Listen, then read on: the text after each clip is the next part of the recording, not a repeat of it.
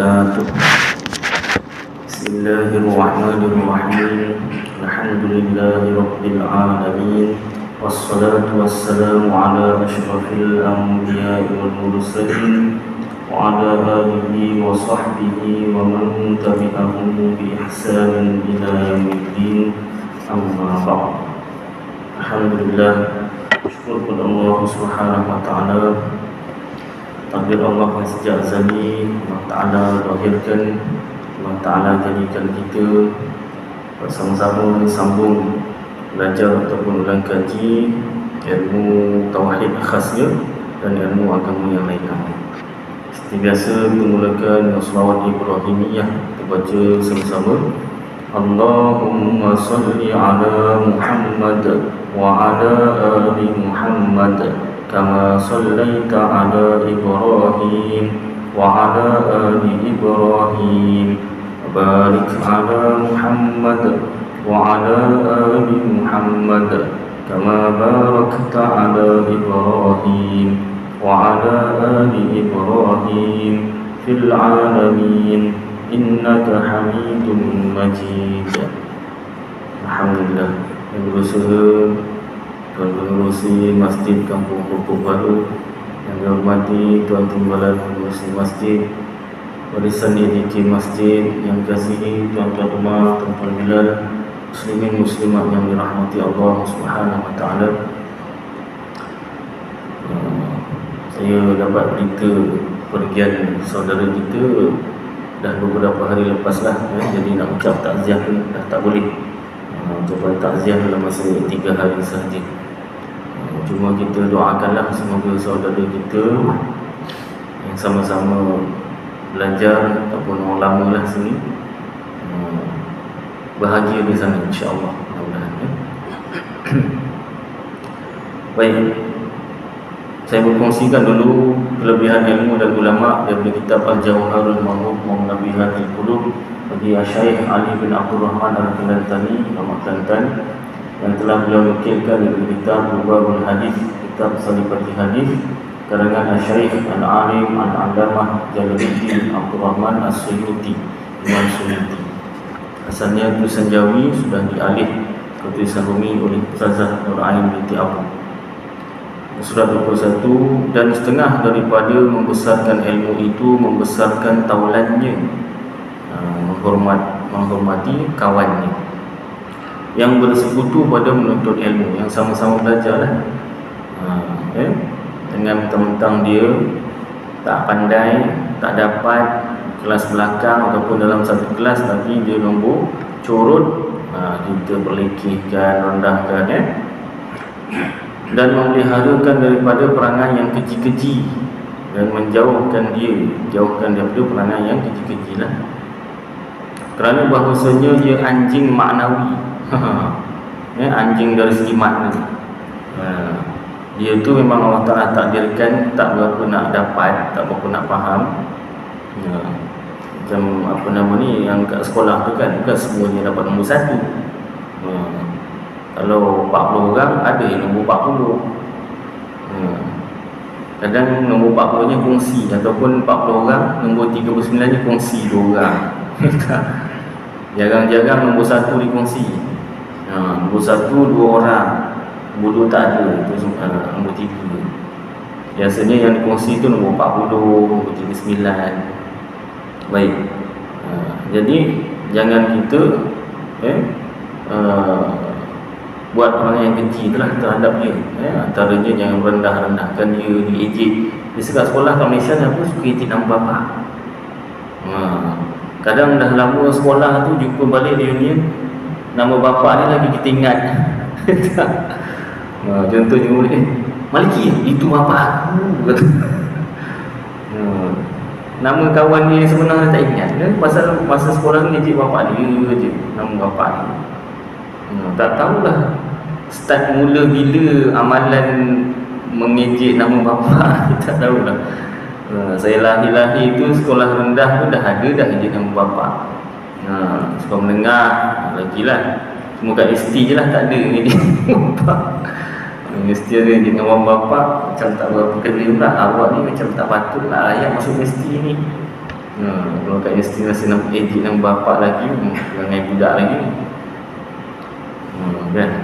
Tak siapa tak mula-mula mencipta amalan mengejek dengan bapak. Tahulah. Baik. Jadi kena pelihara. Dan sesungguhnya telah bersabda Nabi SAW, tiada masuk malaikat pada rumah yang ada padanya anjing atau rupa-rupa binatang. Dan sebenarnya menuntut ilmu itu dengan wasitah malaikat, perantaraan malaikat. Ada malaikat berkatlah ilmu yang kita tuntut. Dan daripada Rasulullah SAW bersabda, berkurang mafhumnya, barang siapa tiada warak pada menuntut ilmu, dibalak akan dia dengan salah satu daripada 3 perkara. Pertama, dimatikan akan dia pada ketika mudanya. Yang kedua, atau dijatuh akan dia pada pihak tepi-tepi negeri. Yang ketiga, atau dibalak akan dia dengan berkhidmat pada raja-raja. Maka manakala adalah orang yang menuntut ilmu itu terlebih warak, nescaya adalah ilmunya terlebih manfaat dan belajar terlebih mudah dan segala faedahnya terlebih banyak. Dan setengah daripada warak yang kamil, sempurna, macam mana nak jadi warak dalam menuntut ilmu ini? Satu, memelihara dia daripada kenyang. Makan jangan sampai kenyang. Kan, saya pun dulu masa anak saya kecil, memang saya mungkin dah terbiasa kan daripada mak bapak, makan kenyang-kenyang. Dah kenyang pun, nak makan kenyang. Makan kenyang-kenyang. Rupanya makan berhenti semua kenyang. Kan, ini dah sedawa ni dah 2-3 kali. Sedawa tu tanda apa? Angin dalam perut dah keluar. Maksudnya perut ni dia perlukan air, makanan dengan angin. Kalau ada angin keluar, maknanya tempat angin dah diganti tu oleh makanan. Dah terlebih lah, part angin tu dah diambil oleh makanan. Itu sedawa sekali. Sedawa 2 kali, dah 2 bahagian angin tu dah diambil. Pelihara je daripada kenyang. Dan daripada banyak tidur, kurangkan tidur. Tapi jangan pula kalau budak sekolah, jangan kurang dari 8 jam lah. 8 jam tu mesti cukup tidur malam. Sebab esok kalau tak ngantuk. Mentang-mentang nak kurangkan tidur, main game. Bukan tidur, main game. Nak kurangkan tidur, main game. Bukan. Kurangkan tidur, kalau betul nak kurangkan tidur, ulang kaji. Itu pun ulang kaji tak digalakkan sampai mengorbankan masa tidur. Baik. Kata doktor, tidur yang baik pukul 10 sampai pukul 2. Itu antara, jangan dilepaskan lah. Antara pukul 10 sampai pukul 2 tidur yang baik lah. Tidur kalau yang paling baik gelap gelita, tak ada lampu-lampu sikit pun. Lampu jalan ke, lampu bilik ke padam, lampu charger handphone ke. Handphone ni chargernya ada lampu kan. Ini apa, macam lah. Kalau boleh gelap, kalau boleh lah. Jadi sempurnalah tidurnya tu kan. Baik, jadi kurangkan tidur, makna selain 8 jam tu jangan tambah tidur lah. Tapi ada tidur yang digalakkan, qailullah sebelum zuhur, sebentar sebelum zuhur, dalam setengah jam ke 15 minit ke. Dan qailullah lepas zuhur, samalah 15 minit ke setengah jam, bukan berjam-jam. Yang ketiga, dan daripada membanyak perkataan yang sia-sia. Warak menuntut ilmu ni jangan cakap perkataan yang sia-sia, yang tak ada manfaat lah. Apatah lagi kalau mengumpat. Mengumpat ni apa? Cerita keburukan orang lain yang orang tu tak suka kita cerita. Dan cerita tu betul, memang berlaku pun, cuma benda buruk, benda aib, dan orang tu pun tak suka diceritakan begitu. Kalau benda yang diceritakan tu tak pasti atau bukan yang sebenar, maknanya orang tu tak buat, kita cerita, itu dah jadi naik satu peringkat lagi, fitnah jadinya kan.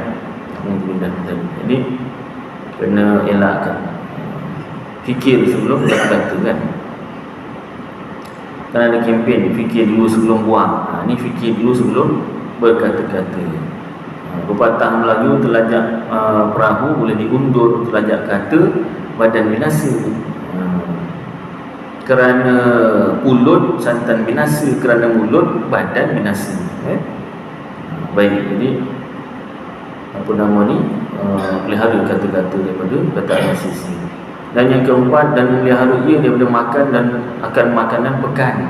Kerana makanan pekan itu terlebih hampir bagi najis dan khianat. Ini apa nama ni, asalnya orang apa nama ni, niaga lah, taklah semua ada yang niaga ni dia tak berapa jaga. Tapi kalau kita yakin, insyaAllah ni kena pula tempatnya tempat abang haji ke pak haji ke kan, yakin betul. Kalau bukan pak haji pun ada apa nama ni,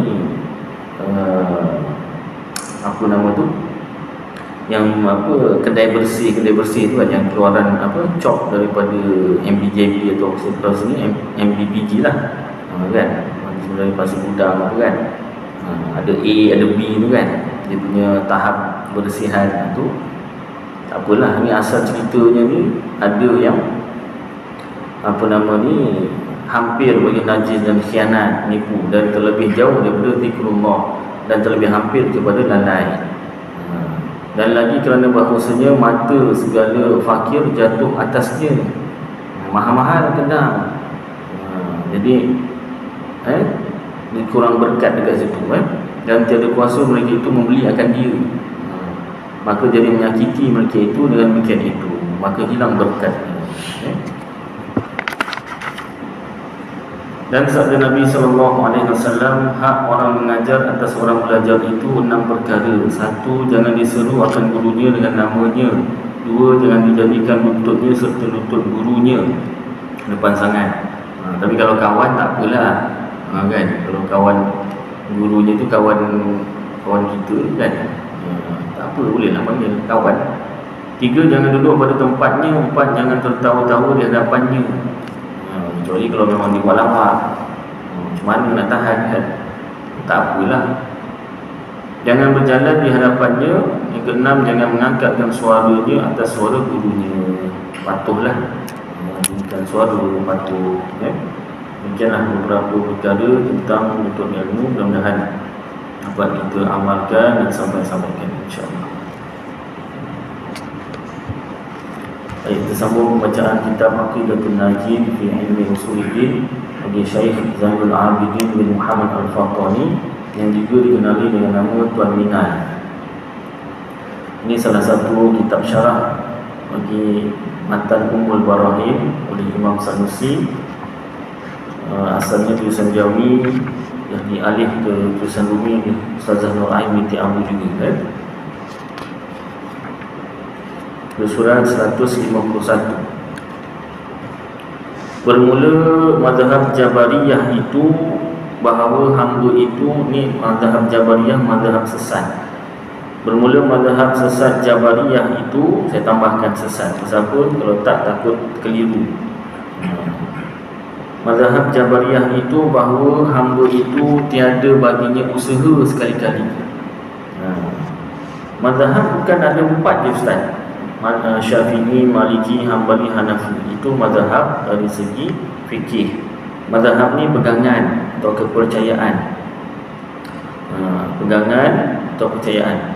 Dari segi fikih, pegangan mazhab ni, pegangan ni ada 4 yang diterima dalam Islam, iaitu mazhab Syafi'i, mazhab Maliki, mazhab Hanafi, mazhab Hambali. Kenapa diterima? Pasal ada dokumentasinya. Yang sebenarnya bukan hanya 4 mazhab. Zaman Rasulullah SAW tak ada mazhab. Sebab apa? Sahabat-sahabat terus tanya direct dengan Rasulullah SAW. Tak tahu terus tanya, tak tahu terus tanya. Apabila Rasulullah SAW wafat, maka para sahabat itu, setiap satu orang sahabat ada mazhabnya sendiri. Maknanya kefahaman dia daripada hadis-hadis Rasulullah SAW. Ada sahabat faham begini, ada sahabat faham begini. Kemudian pada zaman tabi'in, tabi'un tabi'in barulah muncul mazhab Syafi'i, Maliki, Hambali, Hanafi, iaitu mazhab yang didokumentasikan, ditulis, ada bertulis. Kadang bukan imam mazhab sendiri tulis, anak muridnya yang tulis. Telah berkata waqala syekhuna, telah berkata guru kami, telah berkata guru kami. Jadi daripada situ ada 4 sahaja mazhab yang diterima pakai, kerana 4 ini sahaja yang ada dokumentasinya, ada penulisannya. Manakala mazhab yang lain, contoh mazhab Sufyan Ats-Tsauri ada tetapi tak didokumentasikan, tidak ditulis, maka tak diterima lah. Bukan salah, tapi tak ada dokumentasinya, buktinya tak ada. Orang yang menganut mazhab tersebut pun dah meninggal dunia, dah wafat. Kalau ada dokumentasi walaupun dah wafat, tapi ada kitab-kitabnya, boleh dibuat rujukan. Baik. Manakala mazhab yang disebut kat sini mazhab dari segi akidah. Dalam Islam, mazhab atau kepercayaan atau pegangan yang diterima hanya satu, Ahlus Sunnah wal Jamaah. Jadi bila disebut mazhab selain daripada Ahlus Sunnah wal Jamaah, itu dikira mazhab yang menyeleweng, mazhab yang sesat. Bermula mazhab sesat Jabariyah itu bahawa hamba itu tiada baginya usaha sekali-kali. Jabariyah ni dia percaya segala perkara Allah Ta'ala dah tentukan dan Allah yang gerakkan. Kehendak satu orang makhluk itu nak buat baik atau nak buat jahat pun sudah ditentukan. Dan tambah lagi, makhluk ni tak ada usaha sekali-kali. Ia tergagah semata-mata seperti bulu ayam yang tergantung pada hawa, pada angin, yang membalik-balik akan dia oleh angin betapa kehendaknya. Tujuan dia berkata gini sebab nak menolak syariat Islam, nak menolak ilmu fikih, terutamanya ilmu jenayat. Kalau mencuri tak berdosa. Pasal apa? Allah Ta'ala yang gerakkan, Allah yang takdirkan satu orang tu nak mencuri, Allah Ta'ala yang gerakkan satu orang mencuri. Kalau berzina tak berdosa sebab Allah Ta'ala yang takdirkan orang tu yang nak berzina, Allah Ta'ala yang gerakkan orang tu berzina. Jadi dia nak melepaskan diri daripada hukum syariat, sedangkan hukum syariat juga daripada Allah Ta'ala. Jadi sesatnya Jabariyah bukan kerana dia kata Allah Ta'ala yang tentukan segala perkara, Allah Ta'ala yang gerakkan segala perkara, tapi sesatnya ketika dia menolak zahir syariat. Dia kata tak ada usaha sekali-kali, pada zahir pun tak ada usaha. Zahir syariat maknanya hukum syariat tu tak guna, ditolaklah, hukum syariat ni ditolak. Dan mazhab sesat Mu'tazilah itu iaitu bahawa hamba itu yang menjadikan bagi af'alnya, perbuatannya yang ikhtiariyah, yang sengaja, dengan kudratnya, kuasanya yang telah menjadikan akan dia oleh Allah Ta'ala padanya. Mu'tazilah ni pula, dia ni tak percaya 100% Allah Ta'ala yang tentukan nasib, Allah Ta'ala yang tentukan kehendak setiap orang, setiap makhluk kat dunia ni, manusia ke jin ke, makhluk asing ke kalau ada. Dia tak percaya sepenuhnya Allah Ta'ala yang tentukan pilihan setiap makhluk tu. Maknanya kalau pilihan itu baik, ya itu Allah yang takdirkan. Tapi kalau pilihan itu buruk, satu orang tu nak buat jahat, satu orang nak kufur, itu makhluk tu sendiri yang nak, bukan Allah yang nak. Kalau makhluk itu buat jahat, Allah bukan Allah yang gerakkan. Allah Ta'ala gerakkan kepada buat baik sahaja. Yang buat jahat tu makhluk sendiri yang nak, ataupun Allah Ta'ala jadikan kudrat Allah pada makhluk tersebut. Allah pinjamkan kuasanya pada makhluk, maka dengan kuasa itulah makhluk itu bergerak membuat kejahatan. Ini ajaran sesat Mu'tazilah. Saya banyak kali jumpa tokoh-tokoh agama dekat Malaysia ni. Jumpa memang duduk ceramah dia lah, kuliah dia. Pada satu perkara, dia menolak fahaman-fahaman sesat seperti golongan sesat Wahabi. Bagus, sangat bagus dengan hujah-hujahnya, hujah Quran, hadisnya. Tetapi saya pernah juga mengajukan soalan. Soalan tu bukanlah nak tunjuk pandai, tidak. Saya nak pastikan dia memang betul-betul ahli sunnah wal jamaah. Maka daripada soalan saya, adakah betul satu orang yang percaya Allah Ta'ala pinjamkan kuasanya pada makhluk? Mula-mula dijawab tu macam menyenangkan hati lah, menggembirakan hati. Kurang tepat dia kata. Yang sebenarnya Allah Ta'ala beri kecenderungan.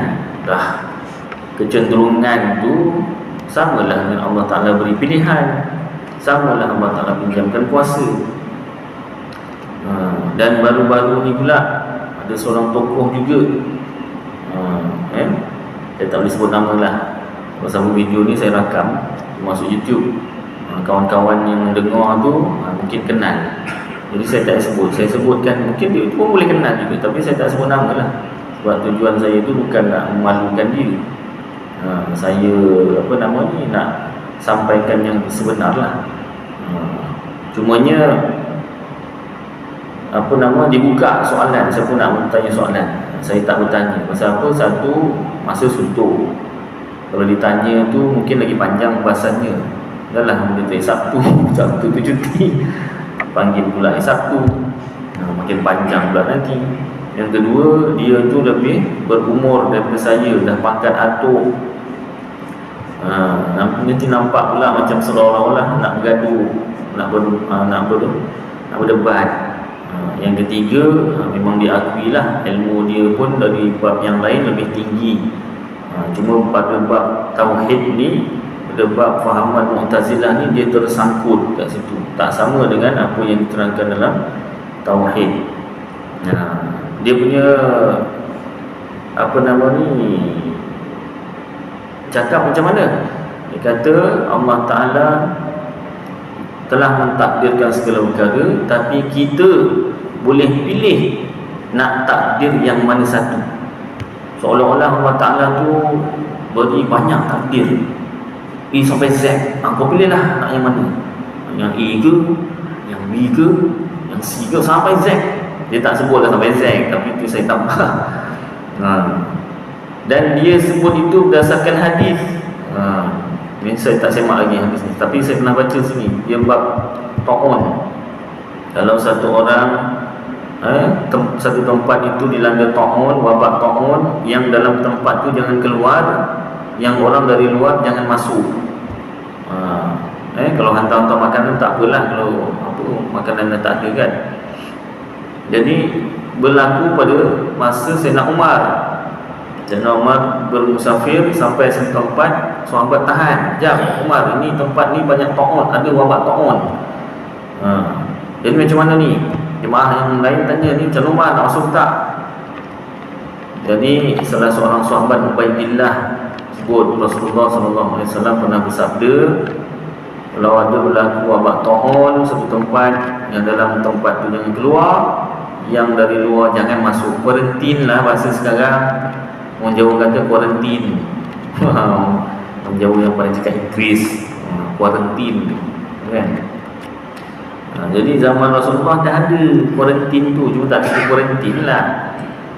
Jadi bila macam tu, Sayyidina Umar kata, okey, dah dapat keputusan, ni sabdaan Rasulullah, kita patah balik, jangan masuk tempat ta'un ni. Jadi sahabat yang lain tanya, Umar, kau nak lari daripada takdir Allah? Lalu Umar pun jawab, aku lari dari takdir Allah yang ini, pergi pada takdir Allah yang lain. Daripada ayat Sayyidina Umar tu, dia dah faham, memahami bahawasanya takdir tu ada banyak. Kita yang pilih nak yang mana. Itu kalau kita yang pilih, itu dah bukan takdir. Maknanya kita sendiri yang menentukan, bukan Allah yang menentukan. Sedangkan dalam setelah kita belajar sifat 20 ulang kaji Islam mendalam ni, Sayyidina Umar datang berjemaah kat situ dah ditakdirkan Allah. Berjumpa dengan sahabat, tahan jangan masuk, tu pun dah takdir Allah. Sahabat Ubaidillah sebutkan sabda Rasulullah tentang ta'un, itu pun dah ditakdirkan Allah. Sayyidina Umar patah balik tak masuk tempat tu, itu pun dah takdir Allah Ta'ala.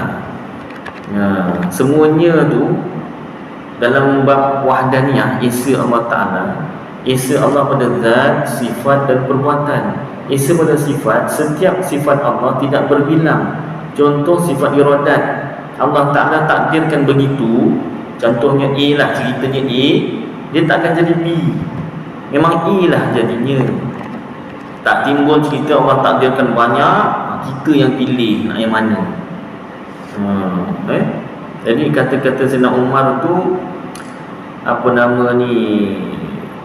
dipanggil ada mutasyabihat lah, ada samar-samarnya tu, seolah-olah macam takdir Allah tu ada banyak. Kat situ dua lah. Sedangkan esa Allah Ta'ala, wahdaniyah Allah Ta'ala pada zat, pada sifat, setiap sifat Allah salah satunya iradat, kehendak. Allah Ta'ala berkehendak, takdir Allah tu takkan jadi dua atau tiga atau lebih. Kalau itu dah Allah Ta'ala takdirkan, itulah jadinya. Seperti mana hadis doa boleh menolak la yuradul qada'u illa bidu'a, doa boleh menolak takdir. Itu pada zahir seolah-olah kalau kita berdoa sungguh-sungguh dengan adab-adabnya, seolah-olah boleh berubah takdir. Hakikat sebenar doa kita tu pun dah masuk dalam takdir. Jadi begitu jugalah hadis tentang Sayyidina Umar ni. Dah disagap macam tu. Jadi hati-hatilah tuan. Dia bersyukurlah kita pada Allah Ta'ala dapat nadah sikit kitab-kitab para ulama. Kitab-kitab pondok ni tuan, cuma dah dirumikan jadi macam moden lah, kitab moden kan. Asal kitab ni tajawi, tulisan-tulisan jenis ejaan ba waw mim nya, salah baca jadi bumi, ba waw mim, bumi. Baronge yang kalau dulu nge kan, baronga yang berenging, barang yang berenging jadinya. Jenis ejaan pendek. Kalau sekarang alif ditambah ya ditambah waw ditambah. Kalau supaya tu sin waw su, pa alif pa, ya alif ya, supaya. Dah macam vokal ABC A E I O U dah tambahnya. Dulu kan sin fa alif ya, supaya sudah. Bumi ba waw mim, bumi. Tengok ayatnya lah, takkan ayatnya air yang keluar daripada bumi takkan jadi bom, air yang keluar daripada bumi lah kan, sesuai pada ayatnya. Baik, tak apalah, itu dah segi bahasa. Jadi ini salah satu kitab pondok madrasah. Syukur kita pada Allah SWT, walaupun duduk di orang kata kawasan bandar, nama je kampung pokok ni, keliling bandar semua ni. Kadang penduduk nama di kawasan kampung lagi orang kata berada daripada yang duduk bandar kadang kan. Sampai ada istilah miskin bandar. Bukan semua orang duduk bandar gitu, kaya semua gitu. Baik. Jadi kita bersyukur Allah Ta'ala dapat menadah sikit kitab-kitab para ulama, kitab pondok madrasah, dan memahami isi kandungannya. Yang cakap ni tadi bukan tak belajar kitab, belajar kitab Melayu, kitab Arab belajar. Cuma ada pada bab-bab tertentu tu, sama ada dia tak menguasai ataupun salah faham, ataupun gurunya tersalah, kan. Baik, kita sambung sini ya.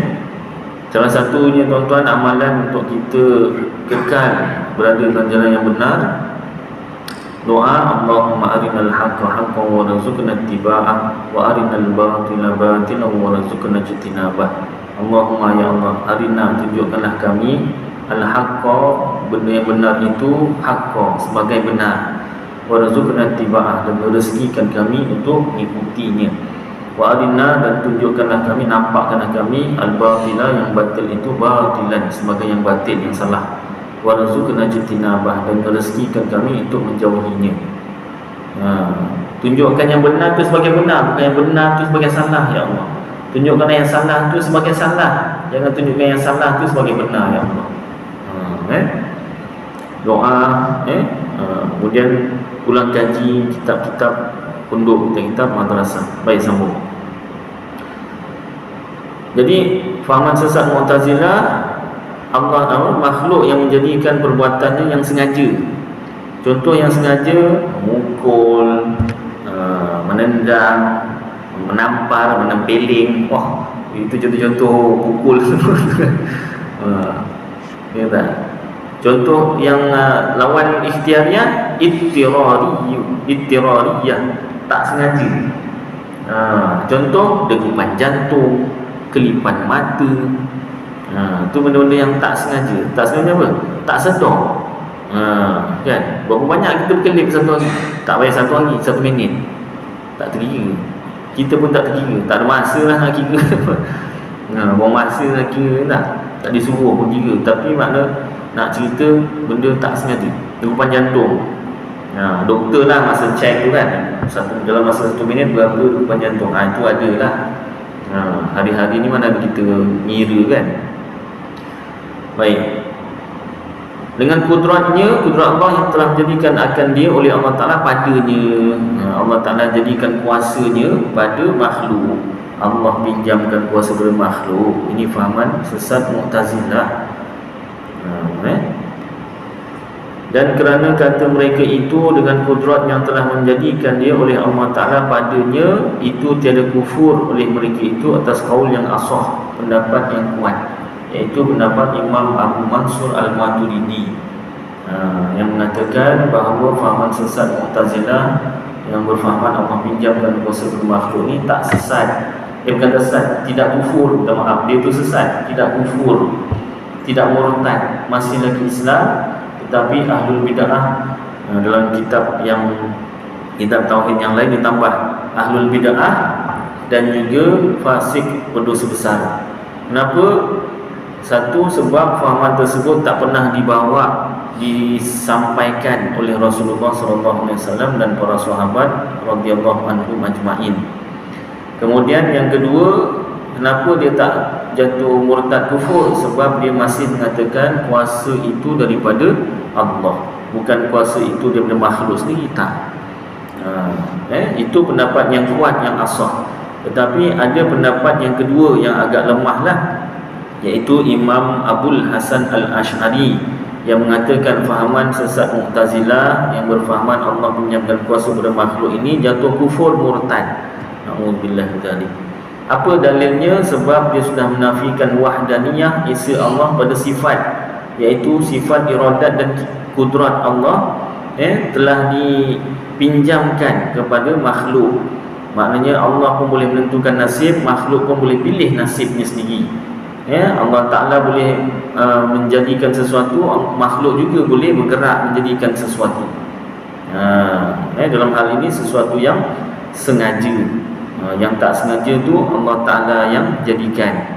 Dan satu lagi versi fahaman Mu'tazilah, yang baik tu Allah yang tentukan, Allah yang gerakkan, yang buruk, yang jahat, yang kufur, yang keji, yang tak beriman tu makhluk sendiri yang pilih, makhluk sendiri yang bergerak melakukan. Itu dalil bagi Imam Abul Hasan Al-Ash'ari yang mengatakan fahaman sesat Mu'tazilah ini jatuh murtad kufur. Ini jawapan bagi orang yang menulis pada video kuliah saya, kuliah bodoh, dia kata. Dia kata kuliah bodoh. Pasal apa? Dia ada sediakan hujah akal dia lah. Kan Allah Ta'ala beri kita akal, kitalah yang pilih sendiri. Dia punya hujah tu memang. Ya tak, orang nak menegakkan menang yang basah, diberikan hujah. Memang akal Allah Ta'ala yang beri akal. Beza makhluk manusia, jin dengan binatang. Tetapi dari segi tauhid, yang memilih itu Allah Ta'ala yang tentukan satu orang tu nak pilih baik atau jahat. Itu sifat iradat Allah Ta'ala. Itulah sifat iradat Allah Ta'ala, menentukan nasib makhluk, menentukan pilihan hati seseorang, dia nak pilih baik atau nak pilih jahat. Menentukan pilihan seseorang, dia nak pilih bakal isteri dia ni yang ini ke yang itu. Wah, ramai. Yang ini ke, yang itu ke, yang begini ke, yang begitu. Tu lagi ramai. Kan? Yang ini macam ni, yang ni pula macam ni. Dia pro and cons, disenaraikan tu kan. Yang ni cantik. Macam kawan saya dia kehilangan isteri. Jadi dah lama kemudian tu, dah lama sikit cari pengganti lah, kata kan, untuk anak-anak masih kecil. Jadi dia ada pilihan dia doktor. Jadi banyak pilihan dia tu doktor kan. Yang ini, yang itu, yang ini. Jadi ada satu pilihan ni cantik, tapi kalau berbual ya Allah, si gaduh je nak menang. Sakit hati. Mata tu apa nama ni, sedap mata mandang kan, cantik, tapi setelah bercakap berbual ya Allah, menyalahkan orang. Gaduh aja, setiap benda perkara dia nak menang aja. Yang seorang ni pula tak berapa cantik macam yang pertama tadilah. Okeylah kan. Redup juga dah mata mandang. Tapi kalau cakap ya Allah yang menyenangkan hati aja, enggih aja, orang Jawa kata enggih aja. Dia enggihkan, enggihkan, enggihkan doktor kan. Jadi macam mana akhirnya dia tanya saja. Tanya saya ni kahwin satu aja nak pilih. Inilah doktor, kita ni nak cantik tu lama-lama berkedut juga kan. Yang berbual tu kalau daripada awal dah sedar berbual tu, lama-lama insya-Allah lah terus dah berbualnya seronok berbual tu kan. Cantik ni lama-lama berkedut juga kan, tua juga, hilang jugalah cantik ni kan. Jadi nasihat saya pilih yang senang berbual tu lah. Dia pilih yang senang berbual tu. Ada anak dah seorang, tapi yang itu anak lama. Dan dia anak seorang. Anak baru tak tahu ada lagi tak. Baik. Jadi masuk balik ceritanya tadi sini. Aku tahu sampai hujung pangkalnya lesap. Itulah jauh sangat begini.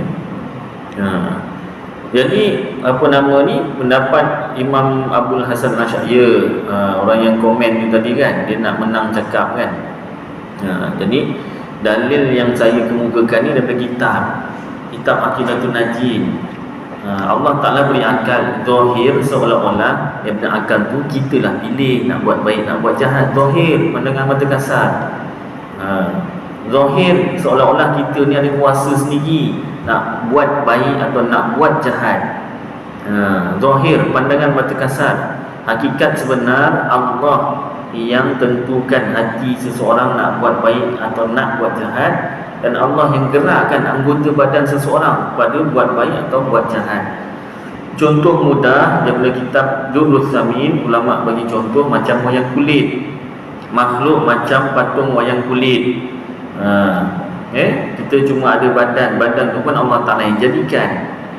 Patung wayang kulit tu tengok skrin depan, ada watak baik, ada watak jahat. Ada dia punya kehendak dia, ada dia punya pergerakan dia. Yang baik tu, yang jahat tu. Suara pun lain-lain. Kalau macam arwah Jamil Syaddad tu kan, macam-macam suara. Yang sebenarnya tengok belakang, Tok Dalang tu yang gerakkan dia. Tok Dalang punya kehendak.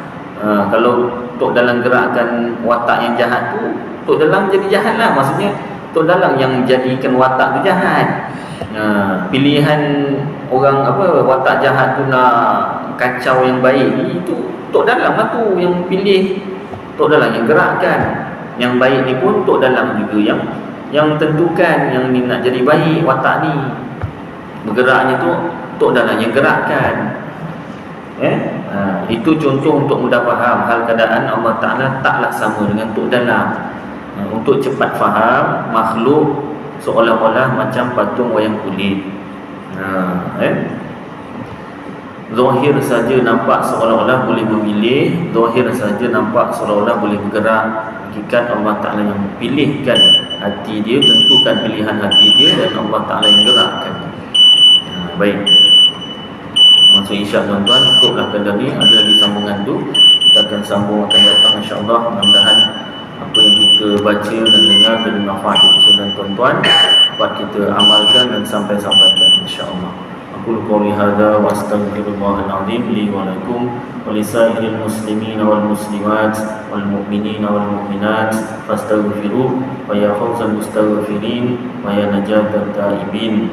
Wa sallallahu tabaraka wa ta'ala ala khairi khalqi sayyidina maulana Muhammad wa ala alihi wa sahbihi wa baraka wa sallam.